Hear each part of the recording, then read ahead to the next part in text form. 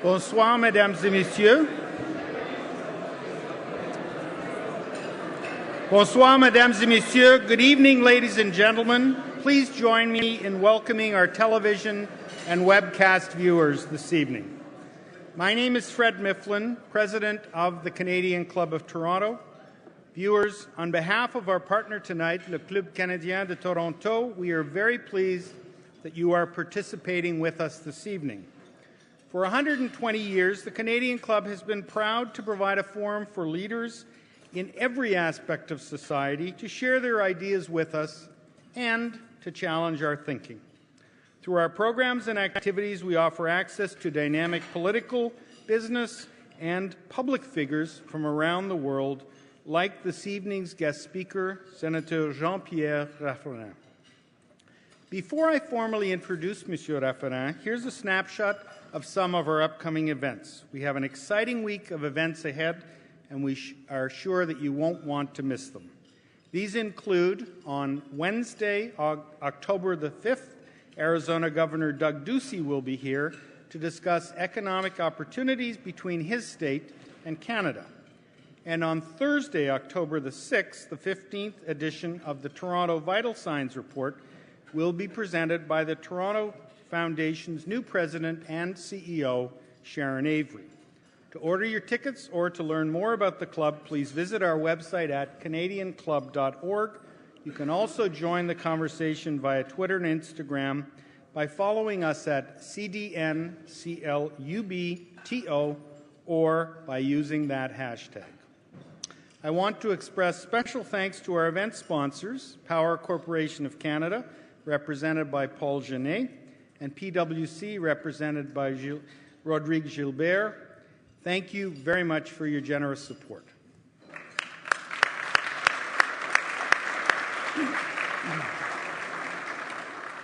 And now our guest speaker this evening. J'ai l'honneur d'introduire Senator Jean-Pierre Raffarin.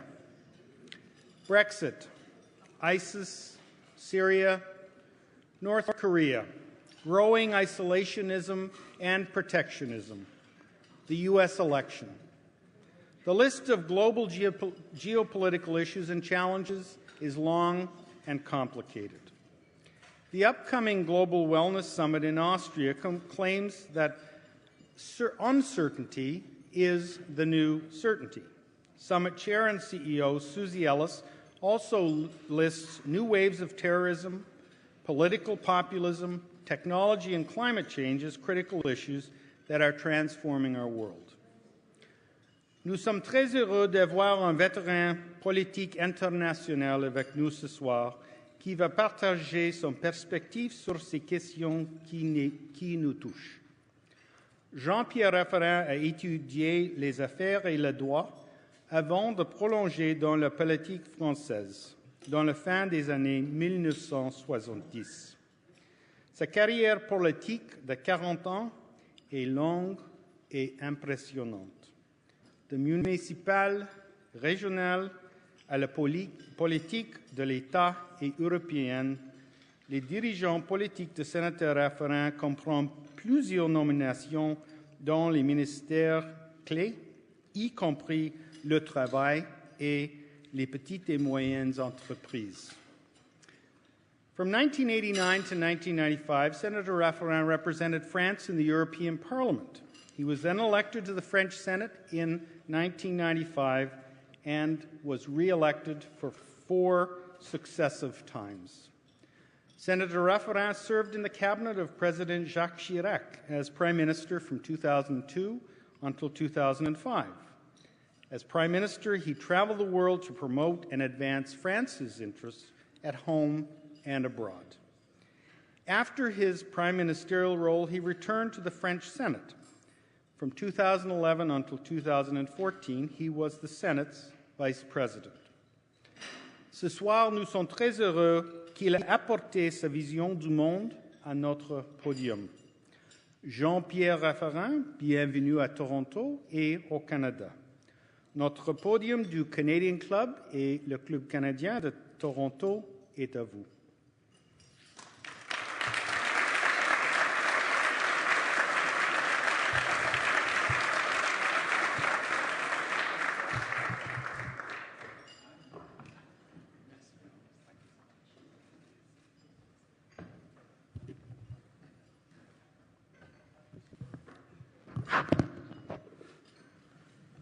Bonsoir. Ladies and gentlemen, it's a great honor for me to be in front of you tonight, and I do thank you, all my friends, for organizing such a beautiful night. I would like to thank you. I would like to thank the Canadian Club, Mr. President. Thank you so much. Great honor for me to have the honor to speak and discuss with you. And I would like to tell to you that I'm very happy to see Anne and to have a lot of friends in this room. You know, I know it could be a very difficult night for you because of my English. Yeah, I understand that. Excuse me. Just as I said to my friends, my teacher in English said, the wording is not too good. Grammar is worse. But the flow is not too bad. So I'll try to live with my flow.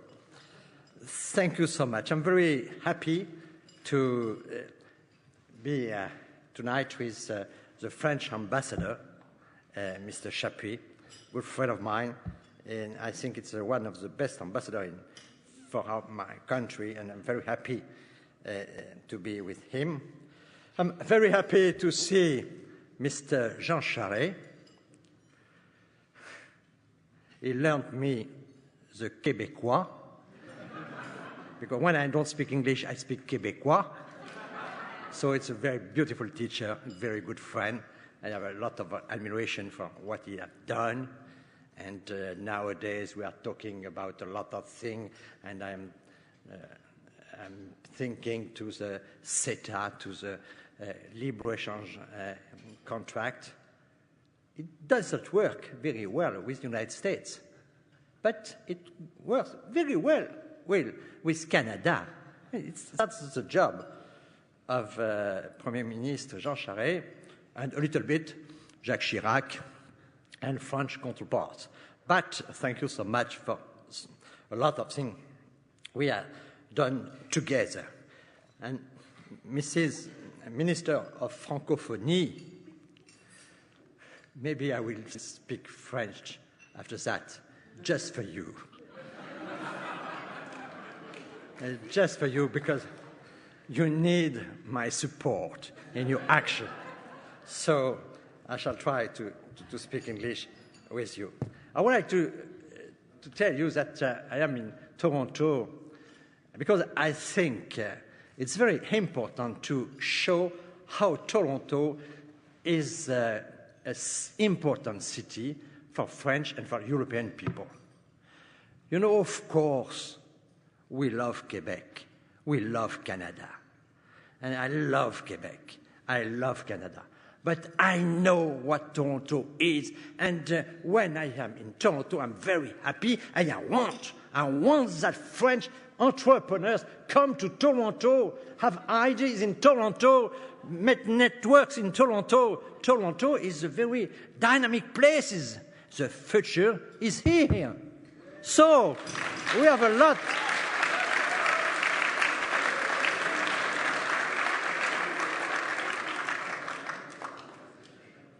I don't know if you understand my English, but thank you so much. But, you know, I'm working with a very important organization in France, which is called CJD. It's a manager club, young people. We have tonight 25 young entrepreneurs, young French entrepreneurs. They come to have a week in Toronto to make networks, to understand what you are doing, to see university, research center, and so on. And I would like to tell to you that these people are very, very important for the future. You know, in France, we have a lot of people who are working overseas. But we have a lot of people who are working in France with a good formation, good engineer, good entrepreneurs, young entrepreneurs, and they want to have partnership with young people and Canadian enterprises. So thanks, Mr. President of CGD. It's very important that you have our support in your action for enterprise.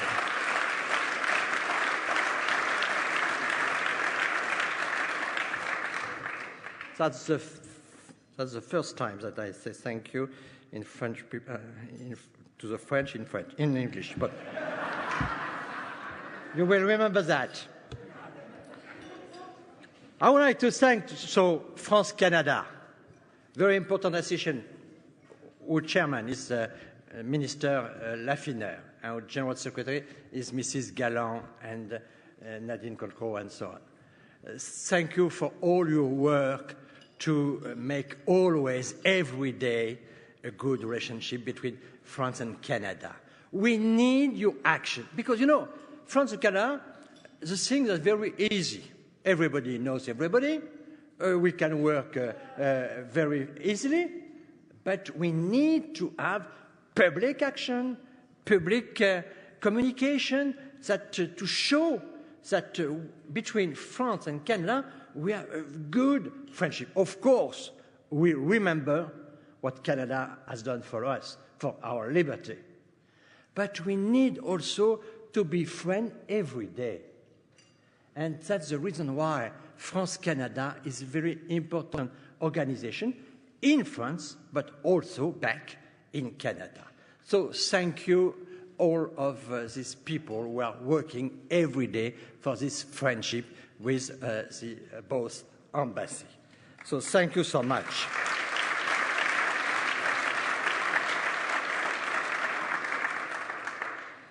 And I have to speak, Mr. President, about the words. Everything are going bad. And I try to speak in French. Someone. You understand why? Because je suis très inquiet par la situation internationale. Je préside la Commission des Affaires étrangères et de la Défense du Sénat. Depuis que je fais de la politique, j'ai rarement vu une situation internationale aussi tendue, aussi préoccupante. Si vous regardez un pays qui a ma bienveillance, la Chine, je vois néanmoins une concentration des pouvoirs qui me préoccupe.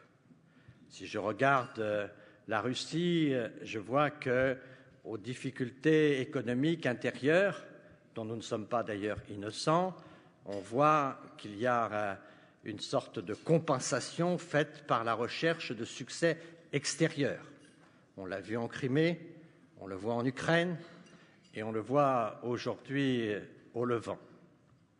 Si je regarde la situation du Levant, mon pays, la France, est parti avec les États-Unis dans une offensive contre Daesh et contre Bachar.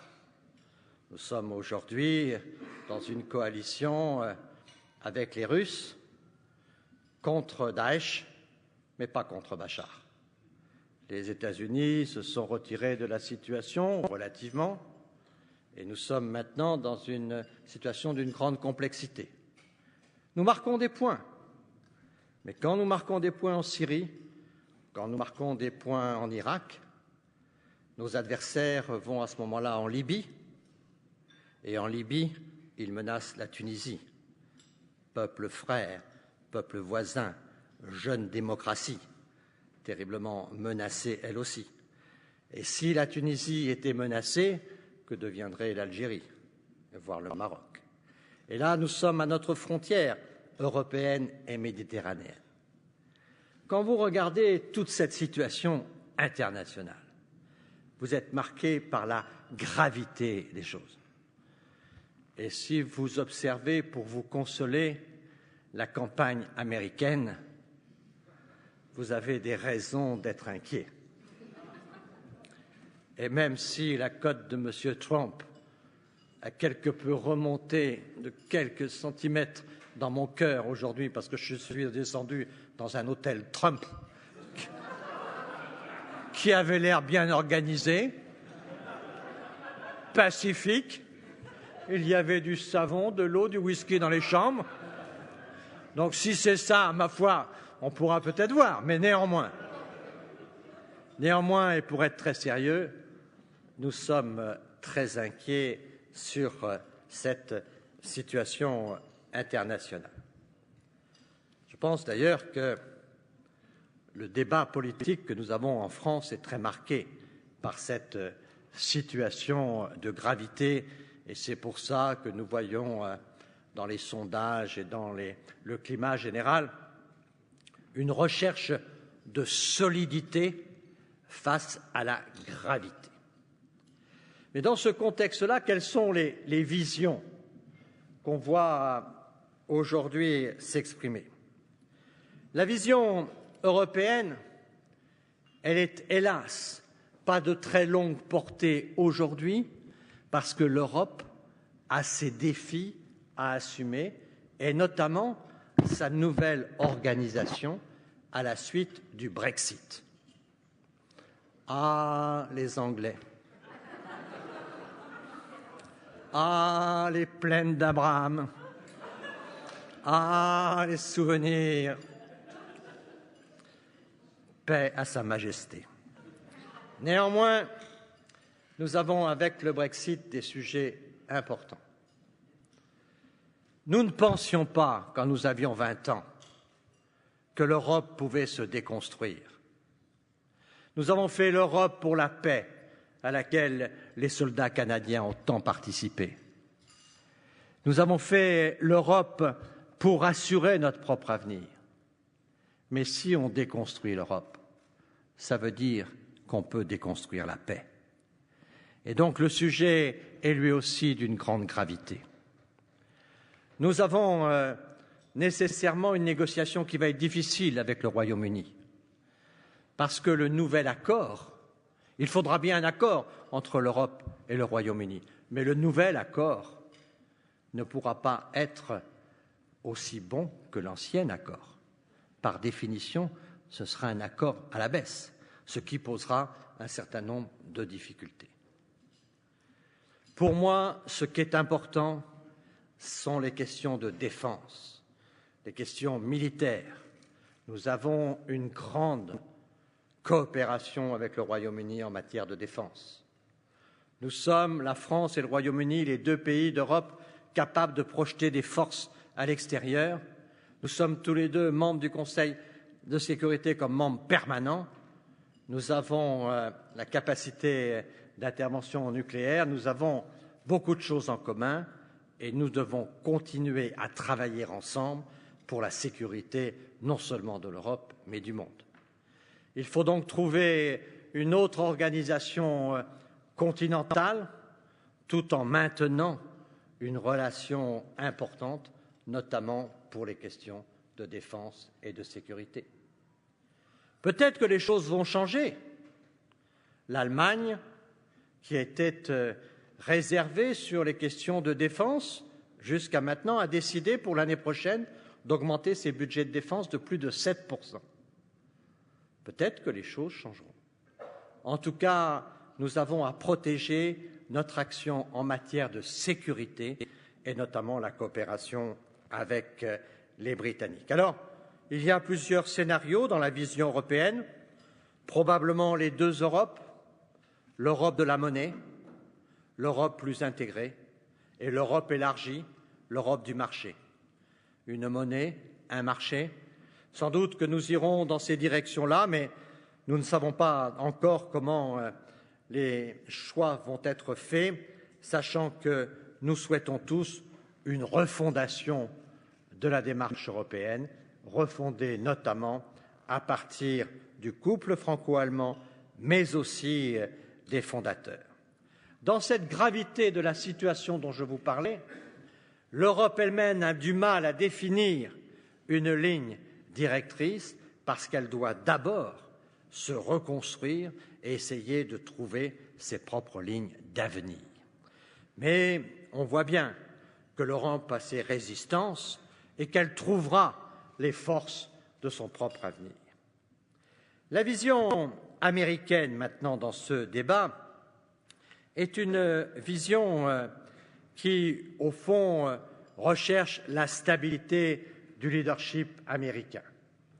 Cette stabilité a fait encore ses preuves, car malgré toutes les difficultés, malgré tous les problèmes, malgré toutes les tensions, l'économie américaine a su montrer, dans plusieurs périodes récentes, ses ressorts, sa dynamique, et on se trompe toujours quand on pense que l'Amérique n'est pas capable de faire face à ses propres difficultés.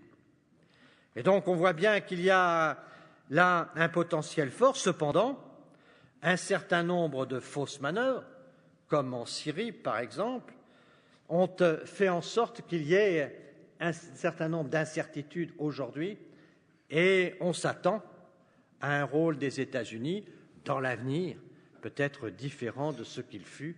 Et l'orientation pacifique, je veux dire l'orientation du côté du Pacifique de la politique américaine, est une orientation qui est nouvelle et qui, naturellement, fait en sorte que nous sommes, nous aussi, très sensibles, Européens, à ce basculement vers l'Asie qui nous est proposé.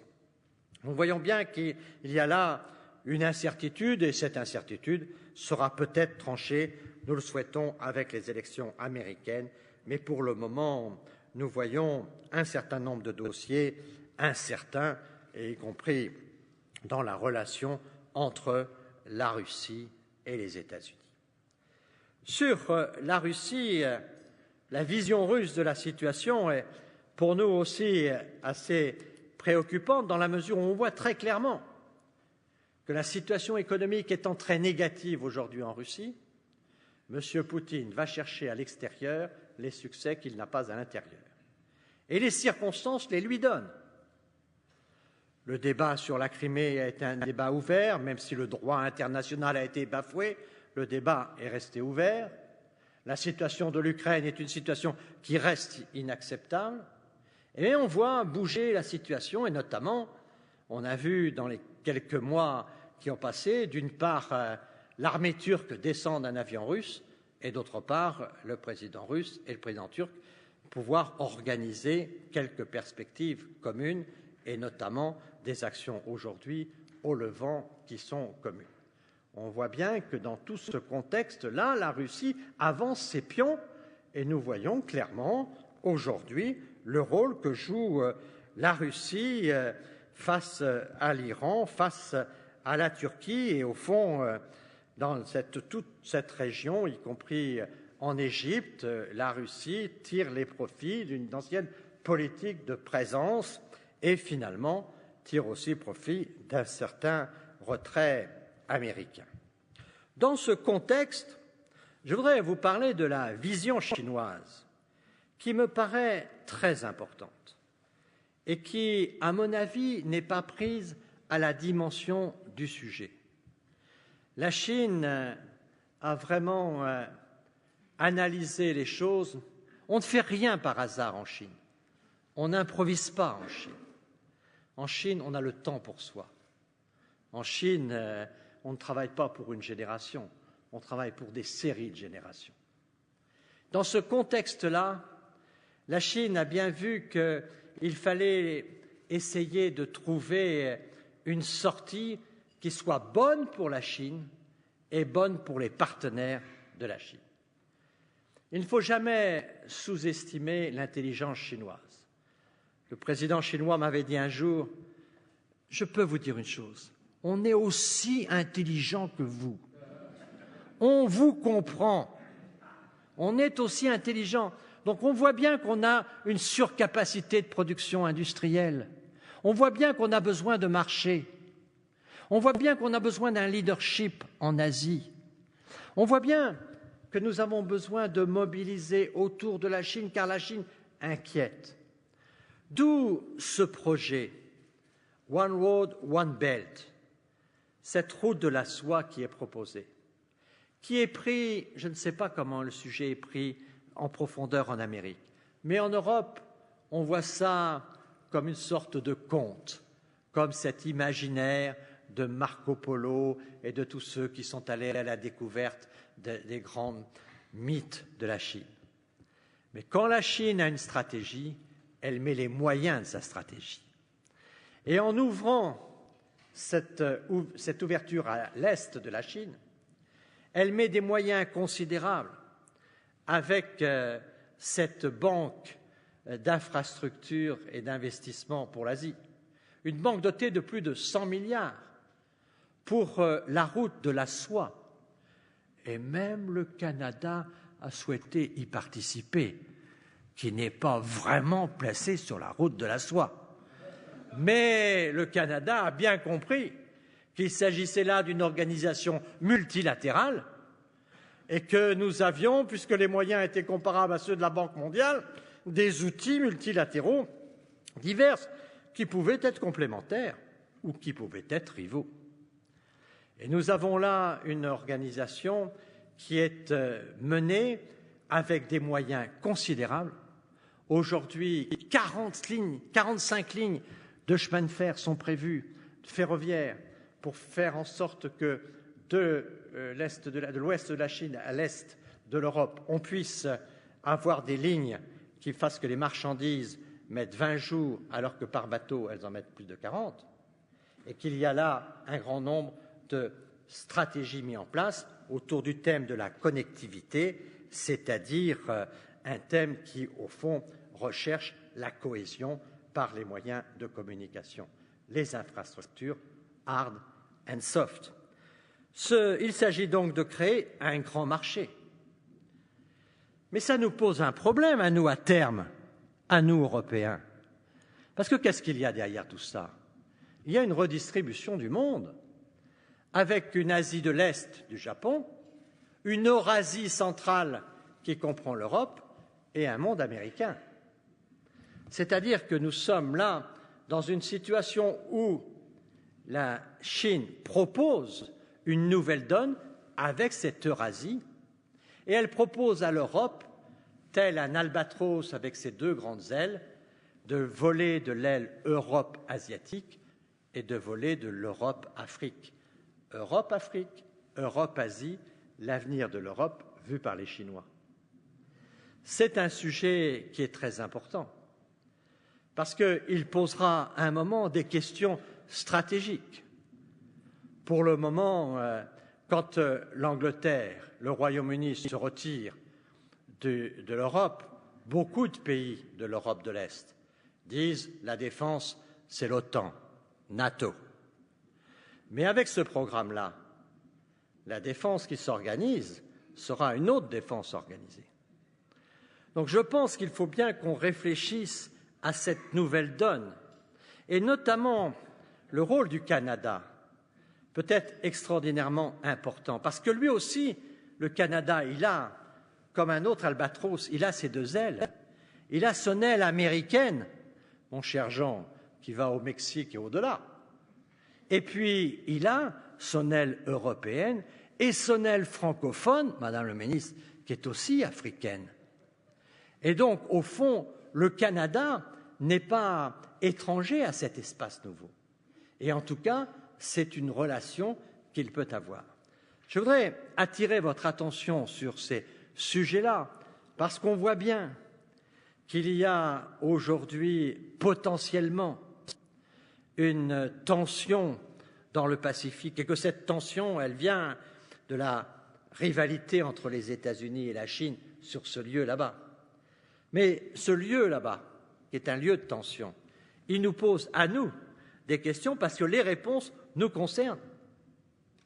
Those who have Europe have the world, dit le rapport du Parti communiste chinois sur le sujet. Who have Europe have the world. Donc nous avons là des sujets qui sont des sujets importants. Je ne parle pas de problèmes de demain matin, mais je parle de problèmes stratégiques pour voir où sont et comment construit-on les perspectives d'avenir et que faire. On voit bien que dans ces circonstances-là, nous avons, avec le Canada, des stratégies, des échanges à penser. Le Canada sera toujours vis-à-vis de l'Asie un partenaire stratégique de première importance. Je me souviens, Jean, de tous tes déplacements, je me souviens de tout ce que tu faisais, parce que justement, tu es suffisamment américain pour avoir la force de l'Amérique, mais tu es suffisamment différent des Américains pour pouvoir parler avec les Chinois. Et c'est, je pense, un élément très important du rôle stratégique que peut avoir le Canada dans toute cette redistribution géopolitique. Et au fond, il y a là, je crois, une pensée qui doit être structurée. Et nous, Français, nous, Canadiens, nous ne pouvons pas être indifférents à un monde qui peut se réorganiser sans que nous ayons une vision de ce monde. Et ce que l'on peut être les uns ou les autres, on ne lâchera pas le camp de la liberté comme ça. Et qu'on a des discussions à avoir et des stratégies à penser. Je crois que l'avenir est aux albatros. Je crois que l'avenir est à l'Eurafrique. Je crois que l'avenir est sans doute à des grands partenariats. Je crois que les pays continents ont de l'avenir. Vous êtes un pays continent. Mais vous êtes justement assez chinois, vous, parce que vous êtes grand et petit, américain et différent, européen, pas européen. Vous avez, à chaque fois, vous êtes yin-yang. Le Canada est un pays moderne, parce qu'il a cette complexité en lui-même, qu'il a plusieurs mondes en lui.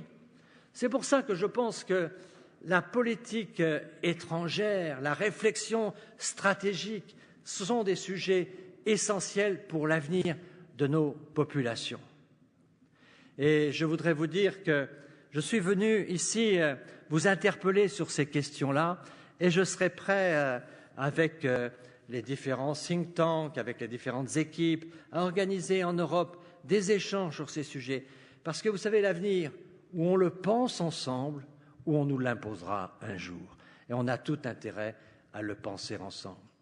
Et je voudrais, en terminant et en vous remerciant, vous dire qu'on est aujourd'hui conscient que la mutation mondiale est quelque chose qui va bouleverser beaucoup de choses, que le digital, que les nouvelles formes d'économie, que les nouvelles formes de communication, que la connectivité, ça.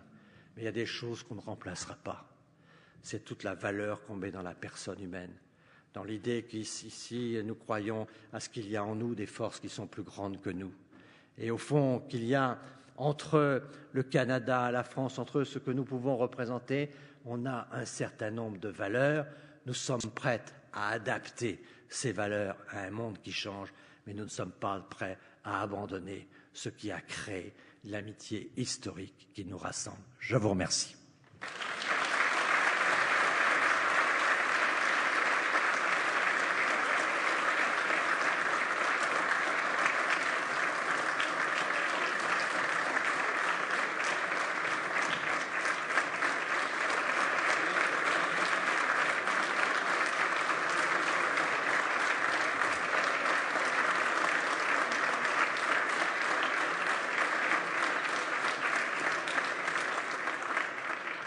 Senator Raffarin has kindly agreed to take some questions. So if there are questions in the audience, if you would raise your hand, we have microphones available, and he would be happy to take your questions, not me. So do we have any questions? Yes. Just en français ou en anglais? Monsieur Raffarin, bonsoir. Thank you. J'ai une question concernant... Alors, vous l'avez pas trop abordé, vous avez juste prononcé le pays, l'Iran. L'Iran a changé de président, l'Iran a changé un petit peu de facette. Comment vous voyez les rapports entre la France et l'Iran maintenant? Surtout sur l'aspect commercial, l'aspect business. Good question. Next one. Now, seriously, I'll try in English. I think that the situation is better than it was. And the United States have made a good work in this negotiation. So I think we have to talk with Iran, and it's a good thing they are back to the round table of the world. So that's a good step. We are not so happy when our good friends just in the south, in the United States, when they ask us a visa if we have gone to Iran, you know. The United States said we can make business with Iran, but if a French businessman wants to Iran to make business, if he wants to go after that in the United States, he needs a special visa. So it's not so kindly, but it's not the government, it's the Congress, you know. That's very subtle. We have to talk with the Congress, but it's just something secondary by the essential. But I say that because I don't like that. But we need to have a good cooperation in Iran. You know, we have the problem with religion question is not so hard when the power has a responsibility in the region, in this country. Nous sommes en France pour la laïcité. Nous sommes pour que la religion ne soit pas un projet politique. Mais en Iran, la religion est contrôlée. Aujourd'hui, dans la situation internationale dans laquelle nous ne sommes pas opposés à cette situation-là.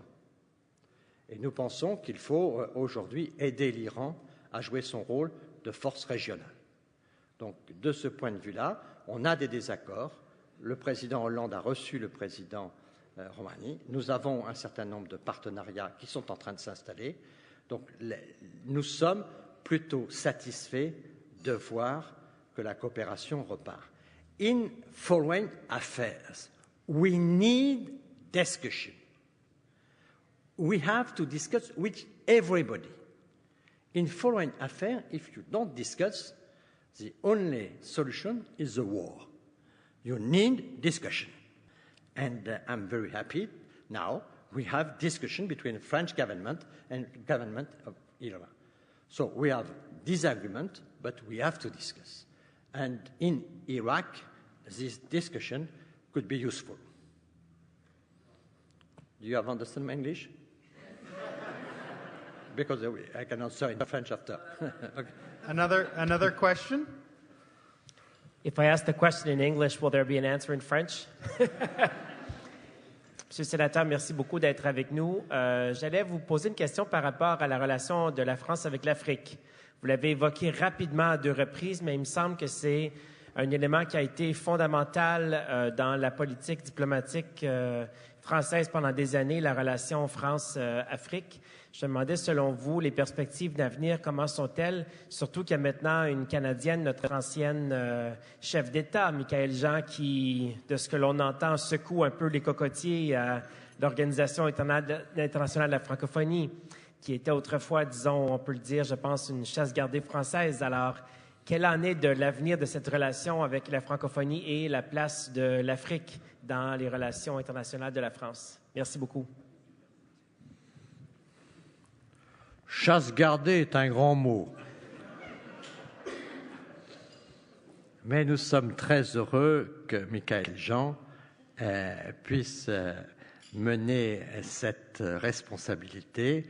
Elle le fait avec vision et elle le fait justement avec ces cultures métissées qu'elle possède et qui sont toutes dans la francophonie. Parce que la francophonie a cette force d'être à la fois du nord et du sud, d'être de l'est et de l'ouest, et donc elle représente bien toutes ces caractéristiques complexes, et nous en sommes très très heureux, et il n'y a pas de regret de notre part, même si nous avons pour le président Abdou Diouf une considération immense, tellement la personnalité était riche et dense. Il y a beaucoup de discussions sur ce sujet. je pense que l'Afrique est le continent de l'avenir. L'avenir pour l'Afrique, l'avenir pour le monde. C'est là où sont les réserves de croissance. C'est là où sont les réserves d'innovation, de technologie, et c'est là où sont aussi les réserves de Français. Et il y a, je pense, vraiment intérêt à bâtir des stratégies de soutien à l'Afrique de long terme pour aider à ce que le choc démographique qui va être celui de l'Afrique soit en même temps un choc de développement. Vous savez, nous sommes engagés avec nos forces militaires en Afrique. Mais Jacques Chirac m'a appris qu'on ne combat pas uniquement avec l'armée. On ne combat pas le terrorisme qu'avec l'armée. Et qu'en général, la violence, elle conduit à la violence. Je me souviens, j'étais son Premier ministre au moment de l'Irak en 2003. Et je me souviens de Jean Chrétien au nord et de M. Fox, mexicain, au sud, qui tous les deux ont voté contre la position américaine. L'idée de base, c'était que la guerre crée la guerre. La guerre, là, a créé plutôt le terrorisme. Mais que la violence, non. Il faut toujours prolonger les actes militaires par des actes politiques. La diplomatie, c'est la paix.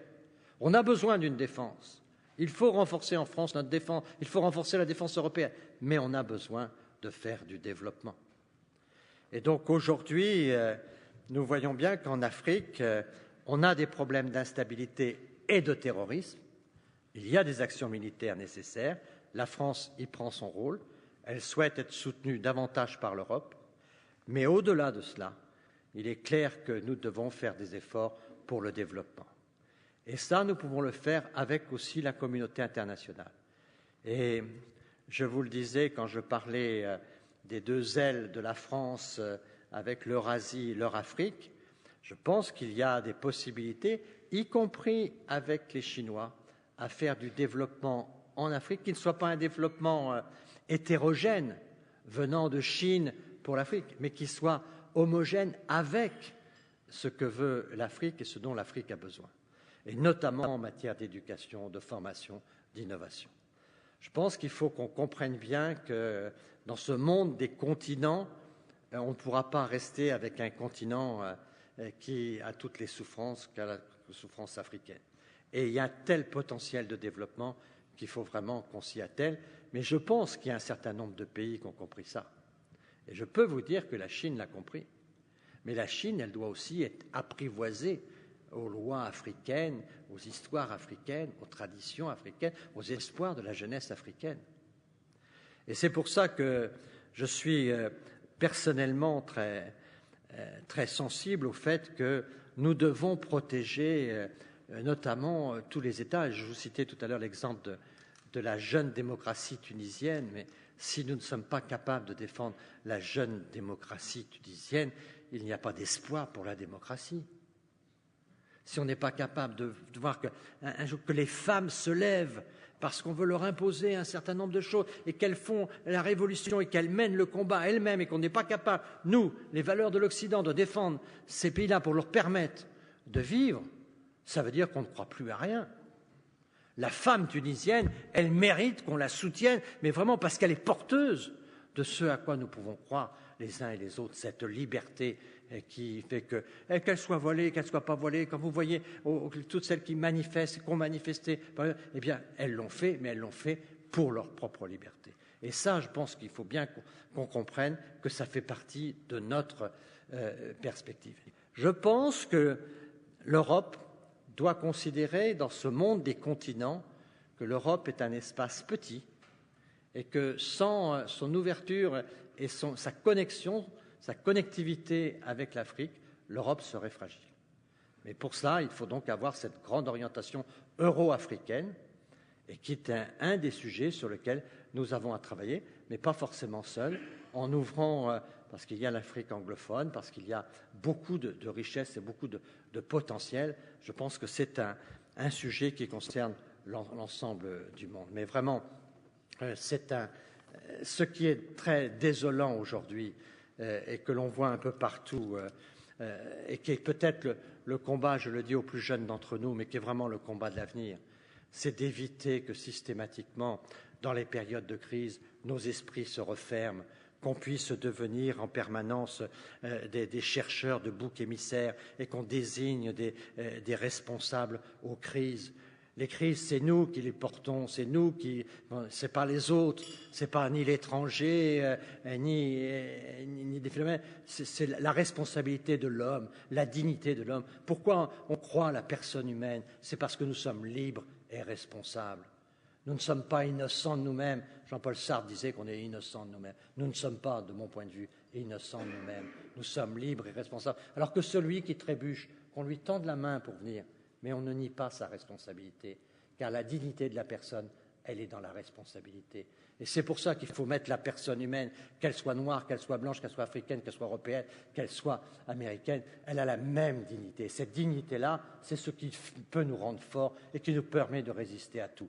Et donc, il faut éviter que les plus jeunes d'entre nous, aujourd'hui, dans la crise, parce qu'ils payent trop d'impôts, parce qu'ils n'ont pas de job, en finissent par en vouloir à ceux qui n'ont rien dans la crise, qui ne sont pour rien dans la crise. C'est à nous d'organiser nos sociétés, c'est à nous de faire les réformes, c'est à nous d'assumer nos responsabilités, et ce n'est pas à ce jeune d'aller les convaincre qu'au fond, l'adversaire, il est à côté d'eux. Non, au fond, aujourd'hui, nous avons les uns et les autres beaucoup de travail à faire pour rendre nos sociétés plus humaines. Il faut le faire, mais sans désigner d'adversaires parmi la cause humaine. Vous savez, je termine par ça, mais c'est ce qu'on pourrait appeler le consensus de Deng Xiaoping. Finalement, Deng Xiaoping, il a relancé la Chine en disant il y a deux mots-clés, réforme et ouverture. Et bien moi, je crois qu'il y a un consensus mondial. On n'a pas tous les mêmes réformes à faire. Mais il y a des réformes à faire au Canada. Il y a beaucoup de réformes à faire en France. Nous avons des réformes, chacun les siennes. Mais le monde bouge tellement qu'il faut en permanence faire des réformes. Mais ces réformes, il faut les faire avec les autres. Il faut les faire dans l'ouverture. Il ne faut pas les faire avec le protectionnisme. Il ne faut pas les faire avec l'isolationnisme. Il ne faut pas les faire en s'enfermant derrière des murs ou des barricades. L'avenir est à la réforme, mais l'avenir est aussi à l'ouverture, je le pense. Merci beaucoup.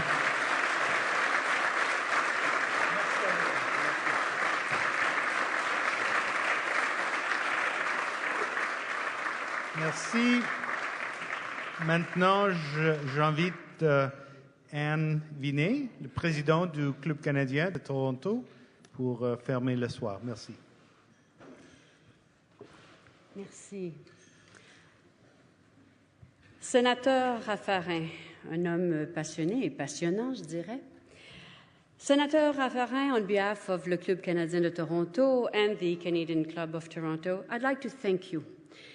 To thank you for delivering such a compelling dissertation on the global geopolitical issue that we face. And now you can laugh at my English, right? It goes both ways, guys.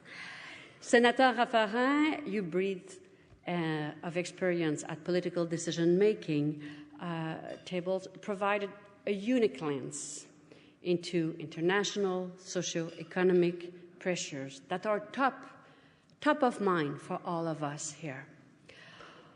It can be all too easy to just get wrapped up in our own local little regional issues. But as you made it very clear here today in front of all of us, we live in a deeply interconnected world, and where decisions are made across oceans and borders, and it can have an immediate, direct impact on us here. Il serait trop facile de mettre des œillères et de se préoccuper justement seulement de nos enjeux locaux et régionaux. Et vous visez juste, sénateur Raffarin, vous visez juste. Surtout lorsque nous vivons effectivement, en fait, dans un monde qui est tellement interconnecté entre nous, dans lequel nos décisions sont prises au-delà des frontières, de nos frontières, et ces décisions qui doivent finalement être prises, mais il faut aller au-delà, être capable d'aller au-delà pour toutes ces décisions qui sont prises.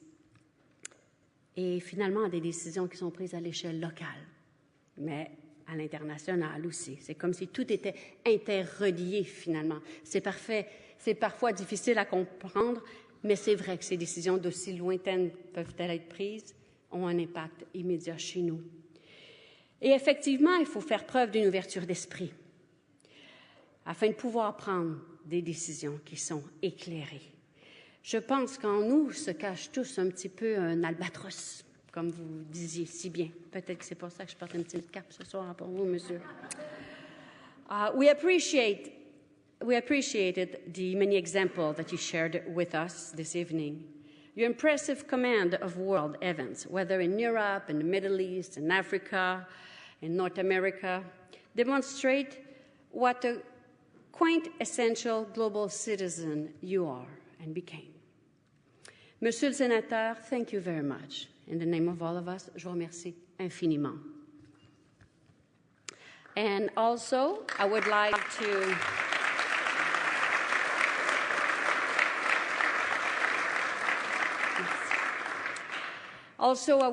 to thank our sponsor for this evening, PricewaterhouseCoopers, merci. Power Corporation, merci à vous. Power Corporation Canada, our sponsors for tonight. I have to thank also all the people behind the scene for their amazing collaborative effort. Working with partners is not always easy, we all know that. But it allows us to go further as a whole. And before I adjourn our meeting, I would like to draw your attention to the upcoming events for our friends at the Canadian Club. On Wednesday, October 5th, Governor Doug Ducey, 23rd Governor of Arizona, and his topic will be On the Rise, Canada and the Arizona Economy. You can look on the Canadian Club website, www.canadianclub.org. Et de notre côté, au Club canadien de Toronto, ne manquez pas notre déjeuner du 15 novembre. Il s'agira d'une allocution de Maître François Boileau, qui est commissaire au service en français de l'Ontario. Et en fait, c'est pour souligner les 30 ans de la loi sur les services en français de l'Ontario de 1986. Et ça se fera en présence de l'honorable Madeleine Meyer. Si vous désirez vous inscrire ou avoir plus d'informations, vous pouvez consulter notre site web www.clubcanadien.ca. This concludes our program for today. Thanks for joining us.